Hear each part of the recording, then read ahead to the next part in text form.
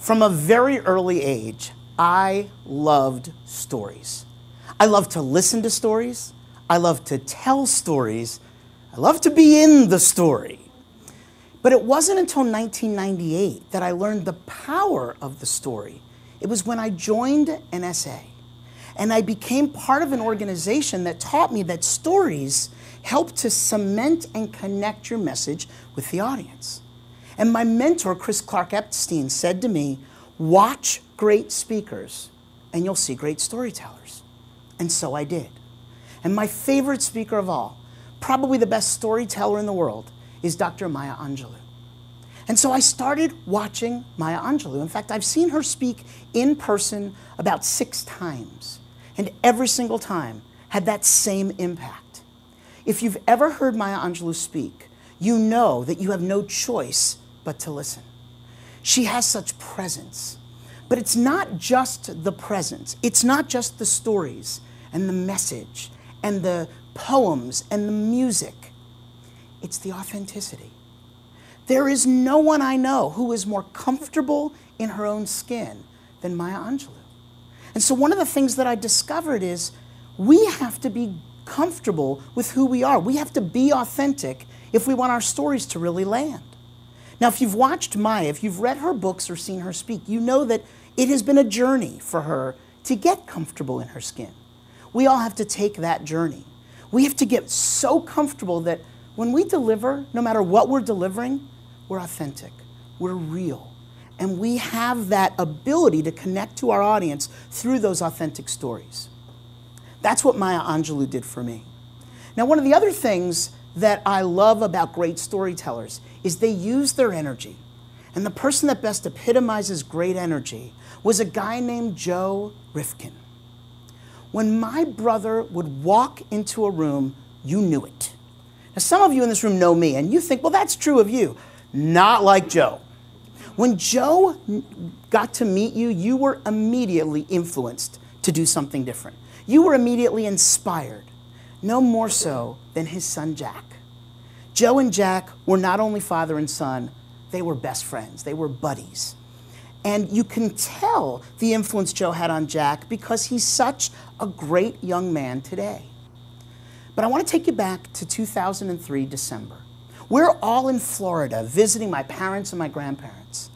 And Joe decides to take Grandma Sarah on a little trip around the block, which is about all she was willing to do in his sports car. Well, this picture that I took of Grandma Sarah and Joe was the last picture I ever took of Joe. Because in January of 2004, I gave my first speech of 2004, and it was a eulogy at Joe's funeral.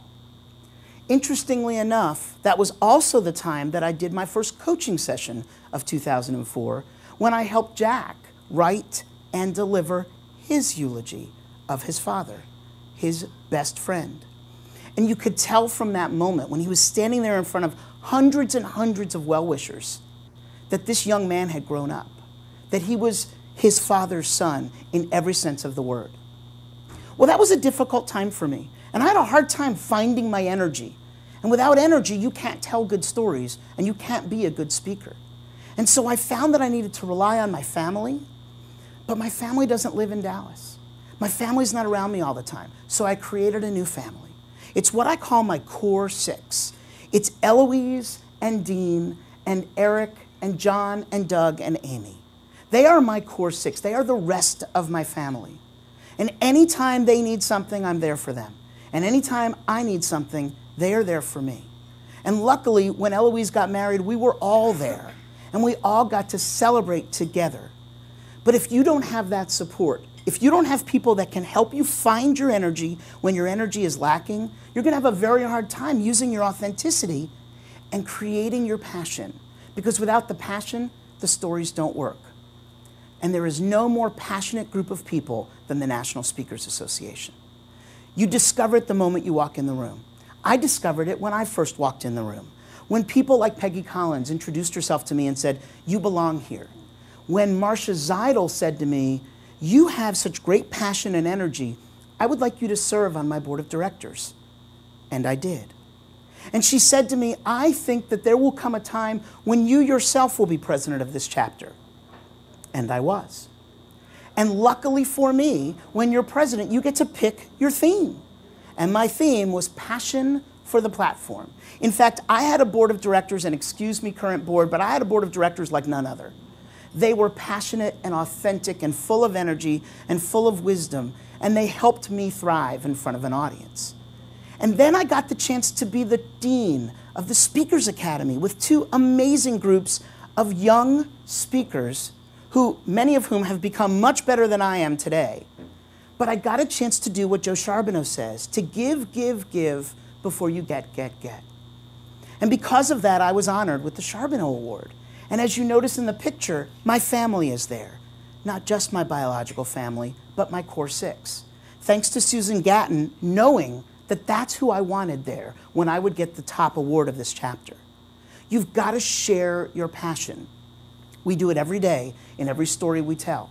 And so I tell stories about the things I'm passionate about. Resounding Harmony, the chorus that I helped create. Sing for the Cure, the choral symphony about breast cancer that Maya Angelou narrated and that I've gotten to perform 3 times at Carnegie Hall. And NSA, the group that, more than anything else, helps me be passionate all the time. And so when I tell my passionate stories, my 2 favorite story topics are my nephew Jack, 17, and my grandma Sarah, 100.